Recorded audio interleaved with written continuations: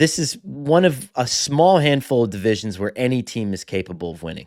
Yeah. Like if you told me if I woke up on whatever, January 23rd, after I got bonked in the head, and you said, oh, the Cardinals won the NFC West, I'd say, oh yeah, that makes sense. Like, Jonathan Gannon upgraded his defense this offseason.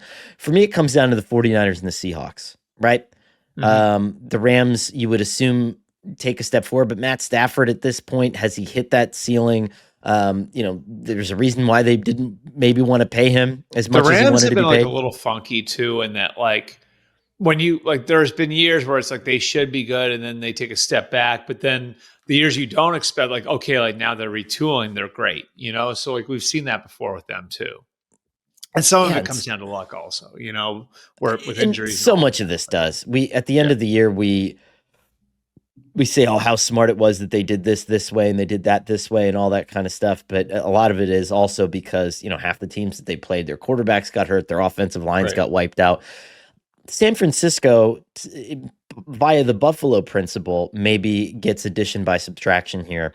And we start to see a new gear out of someone like Ricky Pearsall. And, but Seattle's draft is so tantalizing to me that I would also like to say the Seahawks. I mean, I think they got two guys they would have considered at 18, and Gray Zabel, who they did take at 18, and then Nick Emanwari, who like they view as Kyle Hamilton in their defense, and who's a freak athlete. Right. So, I really like what Seattle did in the draft. In this case, I'm going to go with San Francisco's history and their program. And I think people are making way too much of them having to go in and retool. We've seen them do this before. They've made it out of these sorts of situations in the past. Now, like the caveat is like they've got some important players coming back off of injury, right? Like, so what's Brandon Ayuk coming off the ACL? Is Christian McCaffrey still Christian McCaffrey? Like those are fair questions. Trent Williams is older. So there's still, as much as they're trying to get younger now, there's still some older guys on that roster that they're relying on. But if those guys stay healthy, this still looks like a really good team. Robert Saleh coming back, I think, is going to be a difference maker for them.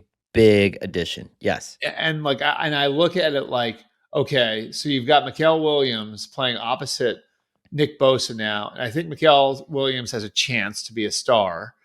You've got Alfred Collins and CJ West, who you drafted. So you've really invested back into that defensive line and tried to get younger there.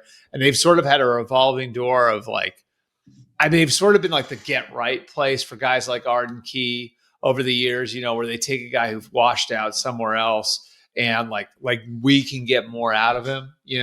Leonard Floyd was that to a degree for them. They've always been able to get the most out of those guys, but now they're investing back in young guys. I have a hard time seeing where they won't be a top defense. Like they should be really good defensively.